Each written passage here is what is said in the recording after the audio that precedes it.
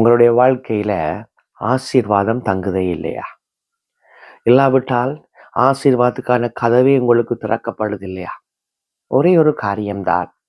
2 Samuel 6ஆம் அதிகாரத்துல கர்த்தருடைய உடன்படிக்கை பெட்டியை கொண்டு போகிறார்கள். அப்பொழுது உடன்படிக்கை பெட்டி மாடுகள் இடறினபடினாலே விழப்போதென்று ஊசாவை பிடிக்கிறார். அப்பொழுது அதிலே ஊசாவை தேவன் அடிக்கிறார்.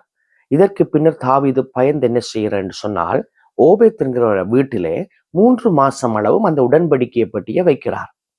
இப்ப வேதத்துல தேவன் எழுதி வைத்திருக்கிறார், உடன்படிக்கை பெட்டி இருந்த அந்த வீட்டை தேவன் ஆசீர்வதித்தார்.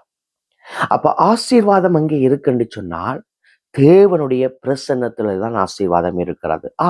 பழைய ஏற்பாட்டில அன்றைக்கு உடன்படிக்கை பெட்டியில தேவன் பிரசன்னமாய் இருந்தார். அப்ப தேவன் அந்த வீட்டிலே பிரசன்னமாய் இருந்த பொழுது ஆசீர்வாதம் தங்கி இருந்தது. இன்றைக்கு புதிய ஏற்பாட்டில இயேசு கிறிஸ்துவு கூடாக அவருடைய பிரசன்னம் இங்கே தங்கி இருக்கிறது தெரியுமா? நமக்குள்ளே அவர் தங்குகிற ஆலயமாய் நீங்களும் நானும் இருக்கிறோம். ஆனால் நாம் சரியாய் அவருக்கு இடம் கொடுக்காமல் சரியாய் அவருடைய நேரம் செலவழிக்காதபடியினால் அந்த பிரசன்னம் இல்லாதபடிக்கு நம்முடைய வாழ்க்கை சீக்கிரமாய் கடந்து சென்று கொண்டிருக்கிறது.